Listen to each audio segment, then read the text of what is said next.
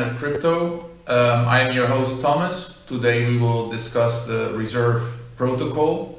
So this project is aiming to follow up XRP and becoming the world's reserve currency.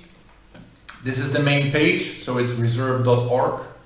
If you go to the first page, here they practically explain what they're intending to do. So designed to reduce risk through diversification and decentralized governance, meaning the monetary policy is what they want to become. And for the everyday users, Reserve is just an app for buying, holding and spending digital US dollars. But the most interesting part about this page is that it's available in Venezuela, Argentina and Colombia. And later I'll explain you why. So let's go to the protocol. So the protocol exists out of three phases. The centralized phase, where Reserve is backed by a small number of collateral tokens, each of which is tokenized US dollar. So they want to be backed up by stablecoins practically. Later, they want to have the decentralized phase, where the Reserve is backed by a changing basket of assets in a decentralized way, but still stabilized in price with respect to the US dollar. So here they are practically announcing that they want to become the monetary policy, and they want to build that in their protocol. And later it will step off the US dollar as backup in the independent phase, where Reserve is no longer pegged to the US dollar with the intent of stabilizing its real purchasing power regardless of fluctuations in the value of the dollar. So it will become completely independent at that phase.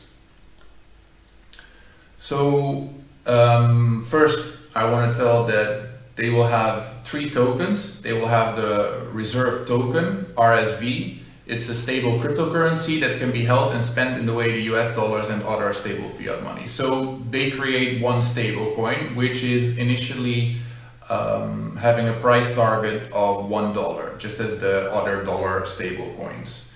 Which means that a stable coin, just to explain, means that it's pegged to the US dollar or pegged to anything else. It gives you the value of $1, meaning that if your stable coin is losing value, the company that gives you the stable coin will always return you the value of $1. And when it's above, people might want to sell the currency because you make profit and it will go down eventually to that $1 again. So next to the Reserve token, which is a stable coin, which is not very interesting to investing since it's stable, so it won't grow. The other coin token that they have is the Reserve Rights token. This is a cryptocurrency used to facilitate the stability of the Reserve token.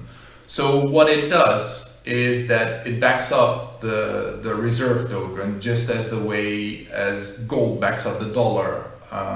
So RSR is more initiated in the way of as Bitcoin is, like a store of value that they can use as a backup for their stable currency. But Bitcoin is not, you can't make any changes in it. It's an old concept, and therefore it's better that they design their own coin where they can stabilize their Reserve token. And next to it, they will have collateral tokens, and these are other assets held by the Reserve smart contracts in order to back the value of the Reserve token. Similar to when the US government used to back the dollar with gold. So they will create, for example, it's not very clear in their protocol what they will back it up with, but they can back it up with Ethereum, they can back it up with gold as well, because they use normal assets and crypto assets to do it. And I would be very curious in their transparency regarding that. So if the price of the Reserve on the open market if their normal price of the RSV is below $1, arbitrageurs will be incentivized to buy it up and redeem it with a smart contract of $1 worth of collateral tokens. So meaning if the price is going to be below, they are able to exchange it for $1 and make a profit in that way. If the price of the reserve on the open market is above it, so 2 cents above it, arbitrageurs will be incentivized to purchase newly minted reserve tokens for $1 worth of either collateral or reserve rights tokens. So they will start selling again while the demand is decreasing. So this stabilizes the coin again. So how is the reserve protocol capitalized? The reserve protocol holds the collateral tokens that back the reserve token. When new reserves are sold on the market, the asset used to market participant to purchase the new reserves are held as collateral. So within their vault, which they are explaining underneath, so this is the vault that is the central protocol holding all the assets backing up their currency. They're backing up their RSR, and with their RSR, they're backing up their RSV. So they have, although they are having the RSR to stabilize their backup, they are always having the backup of other crypto assets and also non-crypto assets. And I would be again very much looking forward on how they're going to do that. So let's go to the investors. The biggest investors are actually Coinbase and Peter Thiel. And Peter Thiel is known for being the co-founder of PayPal. And the other firms are mostly venture capital firms. But yes, Peter Thiel as co-founder of PayPal and Coinbase are definitely big names that back up this company. Then let's go to the team. So in this is the YouTube video of the CEO. If you want to see it, I can put it in the link below this video. And their team is mostly coming from Google, Tesla, OpenAI, Harvard, IBM, so Hydra, Hashgraph. So you see they have experience in a lot of different fields, and it's good to be close to Silicon Valley since your networking is just next door. So then we can go to the team. Let me go to the page. So this is the CEO. I wasn't able to find a lot of information about him, but the chat, the video that I would put in the link below, it's very interesting how he explains it and where he wants to go.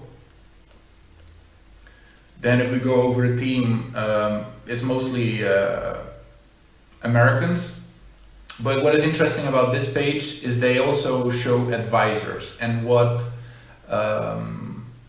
mostly took my attention is Garrett Jones, who was an economic policy advisor, and Paul Atkinson, a former SEC commissioner.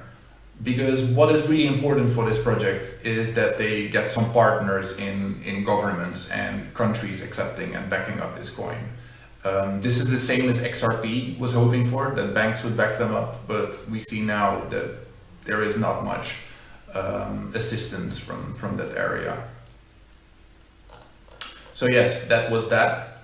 So the reserve project is mostly focusing on attacking high inflation countries. So they want to help. As I earlier in the video, I showed that they are mostly aiming on Venezuela, Colombia, and Argentina, because those currencies really need a stable currency because they're losing value each day practically. So here I created an overview of the biggest inflation rates, and we can see that Venezuela has an inflation rate of 6,500% in 1 year. So compared to last year, Zimbabwe is 600%, Sudan is 141%. Let's see if we can see others. I was hoping that we could see Argentina in here and Colombia as well, but unfortunately not. But yeah, Venezuela, those people are just losing money and purchase power every single minute, and therefore they really need a stabilized currency. Then I want to go over their Twitter. As you know, Twitter is the tool how the protocols and the blockchains can communicate with their followers immediately. They have 56K followers, which is not that much for a blockchain project. They are discussing that they have new beta testers for their app. And mostly they speak about the economic problems that they want to attack, and not much about the advancements of the project. So with their RSV as a stablecoin, I wanted to look at the top stablecoins, and they will be coming in at the more or less 6th, 7th place. So they have the USD Tether, the USD coin, the DAI, the Binance USD, the HUSD, and the True USD, all still before them. Then let's go to coin Gecko. Let's have a look at the coin itself. So the coin is currently at rank 88 of the by market cap. And the market cap is around $380 million, which is not that much compared to other currencies, but knowing that it already went 16 times since last year, because they're actually in a bull market since February 2020. From the available supply, so from the 9.3 million available supply, 60% is in the hands of the foundation of reserve, and so the company, let's say, and 20% is available held by investors and their first investors and their team. So that means that 20% is in free supply for retailers.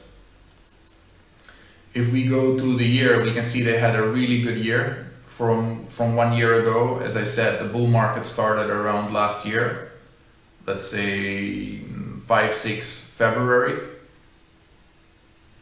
Then just to inform you, the markets the coin is available is Binance, Coinsbit, Uniswap, obviously, and I don't know if any of you have used these markets, which I'm not very aware about. I have my own markets and I stick to those. Then if we go to TradingView, we can see the trend line. There's not a lot of information available on TradingView. It's been trading more or less sideways in between $3 cents and $5 cents. The predictions for this coin are in this year that it will still hit $16 cents until $24 cents.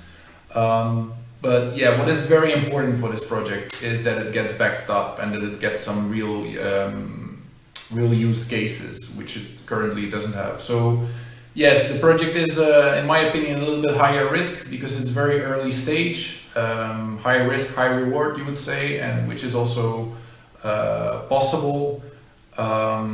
Do your own analysis. Do you believe in this project? Do you have any questions on how it works? I hope I explained it well, and see you next time. Bye.